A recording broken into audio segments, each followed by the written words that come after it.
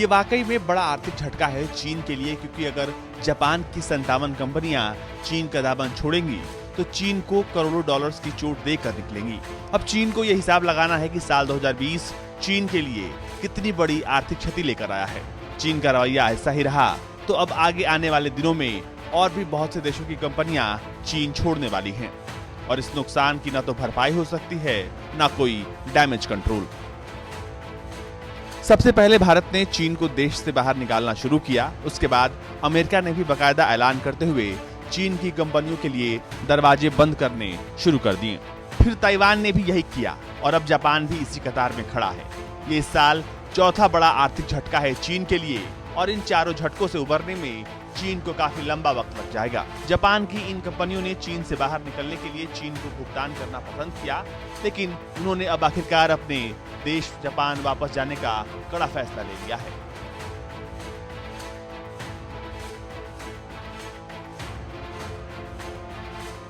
Local supply chain पर किसी तरह का प्रतिकूल प्रभाव न पड़े और चीन की कमर तोड़ने के लिए जापान ने ऐसा किया है। जापान ने लगभग $1 करोड़ एक कंपनी को देश में ही मैन्युफैक्चरिंग करने के लिए और वापस बुलाने के लिए खर्च किया है और 57 कंपनियां जो चीन छोड़कर जापान वापस आ रही हैं, उस पर जापान ने लगभग $54 करोड़ खर्च किए हैं।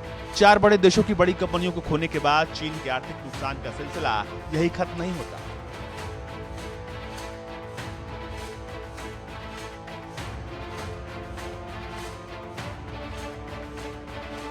अभी आने वाले दिनों में कई दूसरे देशों की कंपनियां भी चीन छोड़कर या तो अपने देश जाने वाली हैं या फिर भारत, कनाडा और ऑस्ट्रेलिया, न्यूजीलैंड जैसे नए बाजारों में अपनी जगह बनाने जा रही हैं। चीन को होने वाला ये आर्थिक क्षति चीन की कमर तोड़ देगा। इसका उदाहरण आप भारत और चीन के बीच रिश्तों में आई कड़वाहट के बाद गिरे व्यापार से भी लगा सकते हैं। चीन के साथ सीमा पर चल रही तनातनी से देश में चीनी सामान के बहिष्कार और वहां से होने वाले आयात पर निर्भरता कम करने की मांग उठी है।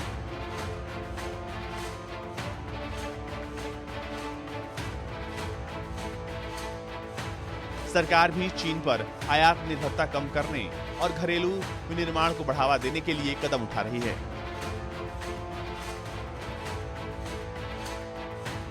जानकारों का मानना है कि भारत और अमेरिका के बीच कारोबारी रिश्ते आने वाले सालों में और मजबूत होंगे, क्योंकि दोनों देश चीन को ठेंगा दिखाकर अपने आर्थिक संबंधों को नई ऊंचाई देने में लगे हैं।